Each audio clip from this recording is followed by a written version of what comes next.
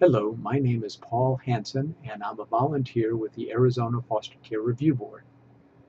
This video is prepared by me to present my methodology in preparing for foster care review cases. Typically, each month we review between 10 and 15 cases. Each case can involve 1 to as many as 4 or 5 children. It takes approximately half hour to sometimes 3 hours to prepare for a case, depending on the complexity of the case. Each review board is made up of 5 members, and that's the beauty of the system, in that if one of the members during his preparation for the case misses an important issue, probably one of the other members of the board will address that in their preparation. Okay, so the whole process starts when the program specialist, who is a employee of the Supreme Court, prepares a packet of information regarding each case. That packet then is transferred to a CD, and that CD is mailed. And in our mail, we receive a packet that looks something like this. And in that packet, you'll find several items. The first item is the CD, which has anywhere between 30 and 130 pages for each case. And those are the items that we review for each case. Also, you'll find a schedule and which lists the cases, the times that they're being reviewed, and the duration of the review, and a little summary information on each one of the cases. You'll also find control documents for each one of the cases, and those documents present various information about the cases, and we use these documents to write our notes about the case. There are approximately 100 local boards in Arizona, and each board reviews their cases on the same day each month. And we receive the packet approximately a week before that review session. Typically, though, I will wait until the last couple days before the review to prepare my cases. The reason for this is that any late-breaking news can be incorporated in that review process. Sometimes cases are dropped, children are returned home before the case is being reviewed, and then we drop that review. So the first thing we do in starting the review process is to load the CD in the computer. And I'm using a Windows 7 PC. And if you're using some other kind of machine, I'll let you figure out how to put the CD in the tray.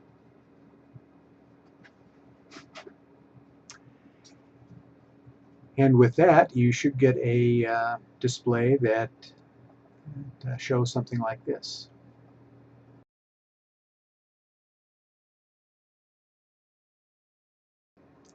I used the schedule which was sent in the packet to act as the control sheet for reviewing each one of my cases. When I review the case, I put a little check by it.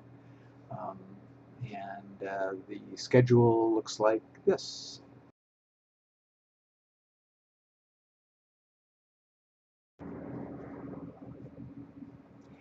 The case I'll be reviewing in this video is the Peter Sand case. It's a mocked-up case that presents some of the issues that the Foster Care Review Board volunteers encountering when preparing for their cases.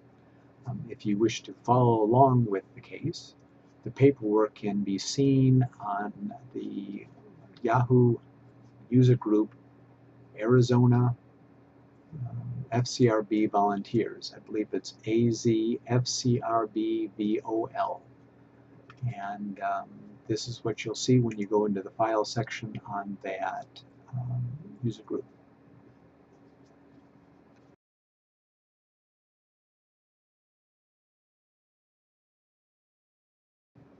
The Peterson case is an initial review, which means that it'll take a little more time to prepare this case. The reason, of course, for that is the fact that we're not as familiar with this case as we are with cases that we've reviewed in prior boards. The documentation is split into several areas. The first section is the case manager's documents, and generally that has the most information pertinent to the case for us. That contains things like who the participants are, the mother, the father, the relatives, the children, their backgrounds, and the kind of the history of the case and the history of any prior referrals that the family has. And the next section we find in the documents for this case are the behavioral health documents. These include things like the mental health provider's case plans and the psych evals on typically the mother and the father. The final section in this packet is the section of the court documents. These are all the documents that the case has generated since its inception. The first thing I like to do when I'm preparing a case is to scan through the initial report and determine who the players are and what the reason was that the family came into care. And if you look at the notes that I've generated, you'll see the answers to those questions.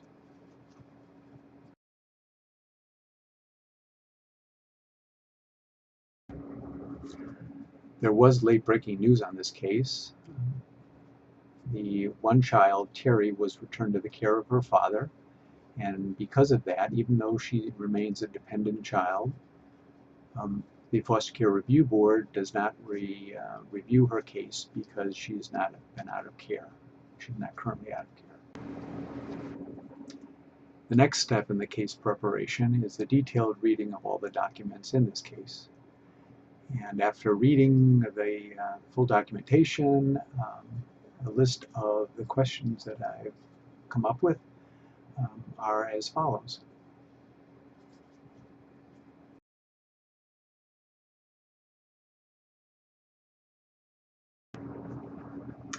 And again, you can see the actual list on the Yahoo group file list.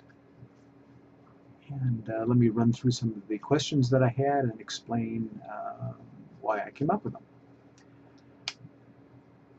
Okay, I wanted a general update since the last report, and that's because we don't have a real current update from the case manager. I wanted to find out what the status of the case plan compliance was for the mother, the father, and whoever else is involved in the case plan. Unfortunately, we do not have a actual documented case plan. And then I wanted to know if the biodad had been located. His whereabouts in the report said it was unknown. And then I wanted to know what the legal status of the mom and Carolyn were. They had issues of domestic violence, drugs, assault, etc. Wanted to find out what the status of Carolyn's medical and dental issues were, her asthma, her enuresis. I didn't see anything in the documentation regarding the dental status. I wanted to find out how Carolyn's issues were regarding sleeping, her flashbacks, her panic attacks, her anxiety, and her drugs. I wanted to find out what the status of Carolyn's pending psych eval was. It said that she had it scheduled, and I wanted to know if it had been completed and reported. I wanted to know if Carolyn had any outside interests, sports, boys, movies, whatever. Wanted to find out what Carolyn's desires for the future were, what does she actually want, what are her permanency goals, what's her career goals, etc. I wanted to find out a little more information regarding the Mingus level status. There was a lot of question about level 2, level 3. I wanted to find out what the status of the sibling contact was, how long the visits are, how often, and what's the effect on both parties. Does she have any contact with her older siblings? Let's see, I wondered why, because Carolyn is rather old, and there's an alternate case plan called Young Adults Program, which starts at 16, and she's pretty close to that age, and I'm wondering if there should be a concurrent plan. And I'm wondering if the mom had completed her drug testing. She refused a couple times. And I'm wondering if the mother's doctors are aware of her drug issues. Let's see, are there any other family members, grandmothers, grandfathers, etc., that are involved with the family case planning, case support, whatever.